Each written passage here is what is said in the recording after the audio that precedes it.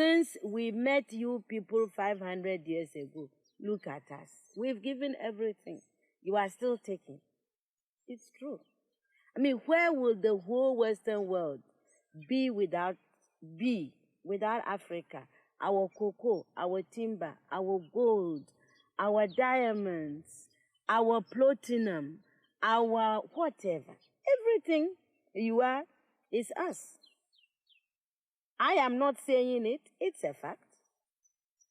And in return for all of this, what have we got?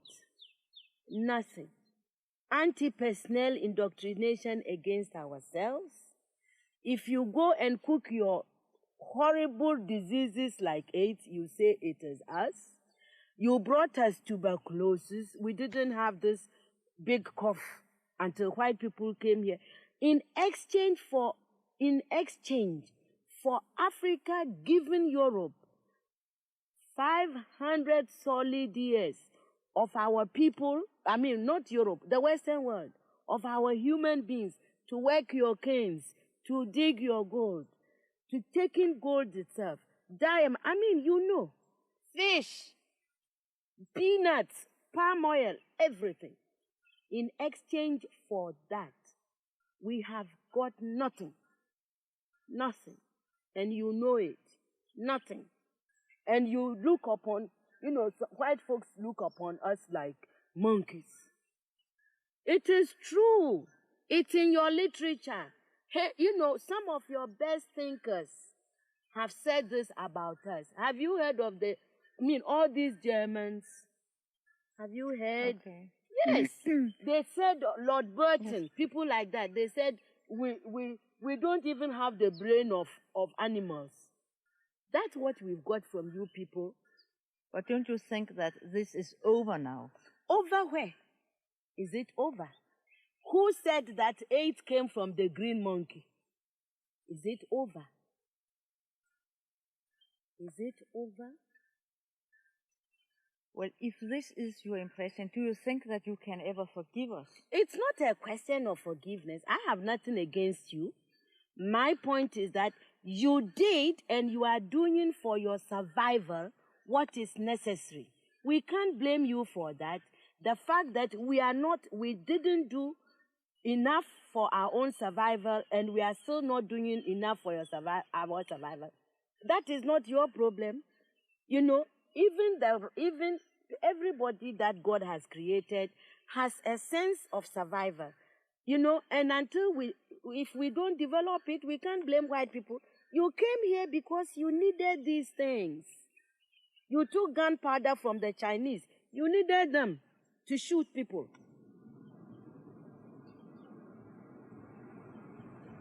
I think that for me and members of my family, Elmina Castle has got a very, very special significance because they tortured my father's father, my real grandfather, to death there by the colonial government. So for me, I mean, when people like me talk about colonization, neocolonization, it's not just because one is being intellectually smart. You know, I mean, we have personal touches with it. I mean, I cannot forget that this happened to my grandfather.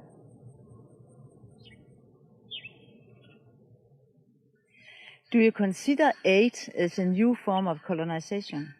Of course. Why? That's why. You know, my people, the Akans, we have a proverb. It says that good morning, thank you, is never enough to salt anybody's food forever. You cannot build your life on thank you, morning, thank you, English, thank you, God, you know, which is what aid makes, you know, we are always receiving. Nobody, look, and I don't care who hears, nobody anywhere in this world is going to send you their best of anything. Do you see? neither the experts nor what I mean, people, you give us what you can afford. Aid is the leftover, really, and it cannot be enough. What I mean, aid, you can, when, the world is, now the world is one place. So, there is nothing wrong if my house is in a crisis and you offered me something. There's nothing wrong, because there is interrelationship. But a whole nation, a whole continent cannot live forever on aid. And I think we are in Africa, we are in danger of making foreign aid a kind of policy that is wrong. I think that it humiliates our people. The people in the villages have not asked anybody to go around begging on their behalf. 7 polemiske bøger er det blevet til. Det er skuespil, noveller, en roman, digte og fortællinger for børn. Alt skrevet på engelsk, som falder Ata Aidoo lettest. Bøgerne er båret af en ægte indignation mod et hvert magtmisbrug. Hos kolonisterne, men ikke mindst hos hendes egne. Well, I'm being a writer, really. It is crazy. It is a very self-consuming kind of activity. You sit in a room, you write, and you